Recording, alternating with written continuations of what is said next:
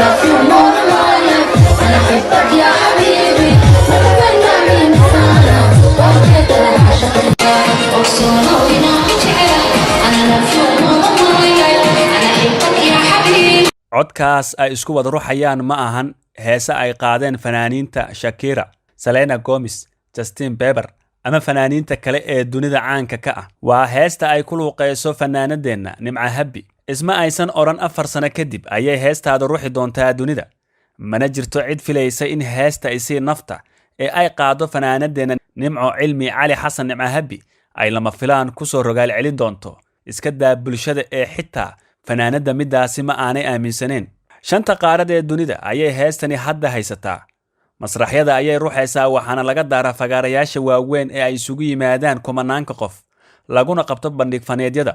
Guri walba ayay ka shidan tahay. Qof walbaana heestan reactionkeeda ayuu iska soo duubayaa. Fanaaniin caan ah iyo jalayaal dunida magac ku leh ayaa heestan isku soo duubay iyaga oo ku jaasaya. Waxaana ka mid ah fanaaniintaasi fanaanada lagu magacaabo Cardi B oo ka mid ah fanaaniinta ugu caansan ee waddanka Mareykanka isla markaana soo qaado heesaha raabka. Nimca Habi heesteeda waxa ay hadda gaartay 3 hees ee TikTok loogu falcelin badan yahay. Heestan ayaa hadda kor u qaaday magaca Soomaalida, balse waa iska nasiib oo wax la filaya ma aanay ahayn. Heesaha sidan caanka u noqda ee dunida fanaaniinta qaada waa kuwa milyaneera, waxaana la filayaa in Nimco ay dadkaasi ku biirto maadaama hadda xuquuqda heestani loo ogolaaday. Nimco ayaa 29kii bishan Oktoobar waxa ay samaysatay ciwaan TikTok si halkaasi loogala socdo, sidoo kalena si gaar ah loogu barto bartaas. 2 cisho gudaheed waxa uu marayaa ciwaankeedii cusbaa 264,8 oo followers ah. Waxa ayna haysataa 2.4 milyan oo laag ah. Ma jirto cid ay raacday.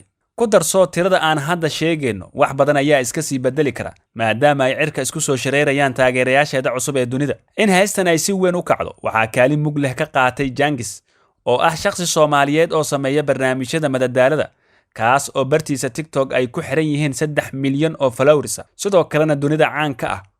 Waxaana shakhsigani uu soo bandhigay heestan isaga oo ku jaasaya, taas oo qayb ka qaadatay in dadka dunida iyaguna ay ka helaan heestan Nimca Habi. Nimco ayaa hadda heshiis la gashay shirkadda Universal Records oo ah shirkad weyn oo soo saarta muusiga iyo dhammaan adeegyada la xiriira muusiga.